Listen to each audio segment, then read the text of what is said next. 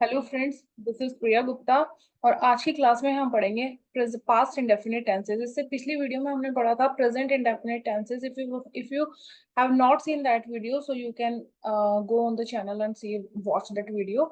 So in this video हम पढ़ेंगे कि what is past indefinite tenses. पहले हम समझते हैं पास्ट इंडेफिनिट टेंसेस होते क्या है। जैसे हमने पिछली वीडियो में हमने पढ़ा था कि प्रेजेंट इंडेफिनिट टेंसेस वो टेंसेस होते हैं कि जब हम पास्ट प्रेजेंट में कोई भी काम हम करते हैं। ठीक है, मीन्स जब प्रेजेंट में हमारे ता ती ते आता है, वो मैंने आपको बताया था कि वो होते हैं हमारे प्रेजेंट इंडेफिनिट टेंसेस। बट वही पास्ट इंडेफिनिट टेंसेस में ये ता ती ते हमारे पास्ट में आ जाते हैं। जैसे कि मैं चाय पीती थी, मैं खाना खाती थी, मैं स्कूल जाती थी, मैं क्रिकेट खेलती थी। ये सेंटेंसेस हमारे हो जाते हैं पास्ट इंडेफिनिट। देखिए, प्रेजेंट इंडेफिनिट टेंसेस मैं खाना खाती हूँ, पास्ट इंडेफिनिट मैं खाना खाती थी, प्रेजेंट इंडेफिनिट मैं बाजार जाती हूँ, पास्ट इंडेफिनिट मैं बाजार जाती थी। तो कहीं ना कहीं जैसे मैंने आपको बताया था, प्रेजेंट इंडेफिनिट में एक रूटीन वर्क हमारा होता है, हम डेली उस काम को हम करते हैं। वही पास्ट इंडेफिनिट में हम उस काम को करते थे। ठीक है, हमारा एक रूटीन था उस काम को करना, उस काम को हम पास्ट में किया करते थे। तो ये होते हैं हमारे पास्ट इंडेफिनिट टेंसेस। इनके रूल्स की अगर हम बात करें तो डिड से हम इन सेंटेंसेस को हम बोलते हैं। और एक लॉजिक इन टेंसेस का है, देखो हम पास्ट प्रेजेंट में यूज करते थे डू और डज का, है ना। वहीं पास्ट में डू और डज की अगर हम सेकंड फॉर्म की बात करते हैं तो हमारी होती है डिड। ठीक है, और पास्ट में when we talk about the past then we always apply second form for past indefinite. तो वही सेकंड फॉर्म अगर हम डू और डज में हम लगा देते हैं, डू में हम लगा देते हैं, तो वो हमारा बन जाता है डिड। करेक्ट। तो वही एक सेंटेंस में और सेकंड फॉर्म का एक ही बार यूज करना है। तो देखिए यहाँ पर हमने क्योंकि क्वेश्चन किया है ना, did you action plus first form, इसलिए हमने एक्शन में हमने फर्स्ट फॉर्म लगा दी, बिकॉज डिड यहाँ पर आ चुका है। Did you action plus first form एक सेंटेंस में, as I have told you कि एक ही बार हम सेकंड फॉर्म का यूज करेंगे। नेगेटिव में भी वही बात है कि I did not action plus first form. ठीक है, यहाँ पर भी हमने डिड का हमने क्योंकि यूज किया है, तो हमने एक्शन के साथ फर्स्ट फॉर्म का यूज किया है। वहीं अगर हम आंसर देते हैं पॉजिटिव में, यस में अगर हम आंसर देते हैं, तो हम उसमें एक्शन वर्ड के साथ हम सेकंड फॉर्म का यूज हम करेंगे, like I action plus second form. अगर हम बोलते हैं कि नहीं, वह उस काम को नहीं करता मगर मैं करती हूँ, या फिर मैं उस काम को करती हूँ वह नहीं करता, तो मैं उस काम को करती हूँ लेकिन वह उस काम को नहीं करता लेकिन मैं करती हूँ। He did not action plus first form हो जाएगी, and but I action plus second form. या फिर मैं करती हूँ वह नहीं करता, I action plus first I action plus second form, but he did not action plus first form. तो एक रूल के साथ, जैसे कि देखो हम इसे समझते हैं, एक सेंटेंस बनाने के साथ हम इसको समझते हैं। जैसे ये वोकेबलरी में स्टील द फैक्ट है ना। अगर हम बात करते हैं रूल्स पे, अगर हम आते हैं स्टील द फैक्ट, क्या तुम सच को छुपाते थे, तो did you steal the fact, steal is the first form here, so did you steal the fact. नहीं, मैं झूठ नहीं छुपाती थी, I did not steal the fact. हाँ, मैं झूठ छुपाती थी, आई स्टॉल द फैक्ट। मैं झूठ नहीं छुपाती थी लेकिन वो छुपाता था, आई did not steal the fact but he stall the fact. या फिर वह झूठ नहीं छुपाता था लेकिन मैं छुपाती थी, ही did not steal the fact but I steel the fact. कहने का मतलब यह है कि हम जब डू और डज की हम बात कर रहे थे, तो वहां पर मैंने आपको बताया था कि when we talk about the third person, तब हमें एस और ईएस हमें लगाना होता है एक्शन के साथ, है ना। वहीं डिड में ऐसा कुछ भी नहीं है, डिड में फर्स्ट सेकंड थर्ड सबके लिए रूल सेम ही होता है, बट हमें बस सेकंड फॉर्म का हमें यूज करना होता है। अगर सेंटेंस में डिड आ गया है तो एक्शन के साथ हम सेकंड फॉर्म का यूज नहीं करना, और अगर डिड नहीं आया है तो एक्शन के साथ हमें सेकंड फॉर्म का यूज करना है। Very simple concept. नेक्स्ट अगर हम एक उसको उठाए believe for the God, rule पे आते हैं।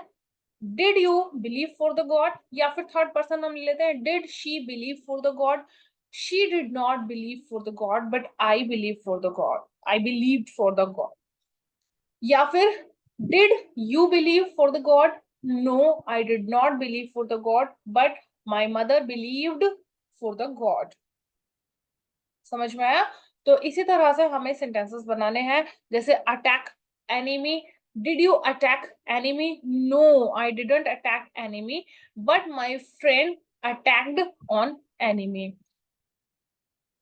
Did your brother agree with you, no my brother was not agree with me but I was agreed, no my brother did not agree with me but I agreed with my father. Did your mother clean your room? No, my mother did not clean my room. Even I cleaned my room.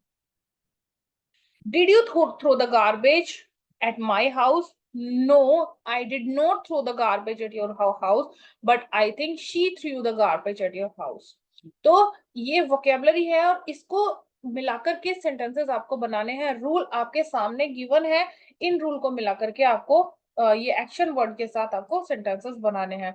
Vocabulary में बता देती हूँ आपको, steel the fact, steel the money, पैसे चुराना, believe for the God, भगवान में विश्वास रखना, अटैक एनिमी, दुश्मन पर हमला करना, एग्री सहमत होना, क्लीन द रूम, रूम को साफ करना, थ्रो द गार्बेज, कूड़ा फेंकना, कंसल्ट द डॉक्टर, डॉक्टर से सलाह लेना, कंसल्ट करना, कंसील द फैक्ट, बातों को छुपाना, ठीक है, कंसील द फैक्ट, कुछ भी कोई भी बात छुपाना, take care of your elders, अपने बड़ों की बात मानना, बड़ों का ख्याल रखना, उनकी केयर करना, प्लीज योर पेरेंट्स, अपने माता पिता को खुश रखना, मेक योर रूम टाइडी, अपना रूम एकदम टाइडी रखना, मीन्स चीजें चीजें प्रॉपर उनके प्लेस पर रख के, पूरा अस्त व्यस्त जो रूम होता है उसको पूरा संगवा के अच्छे से उनके प्रॉपर प्लेस पे चीज रख के उसको रूम को क्लीन करना, उसको बोलते हैं टाइडी अप।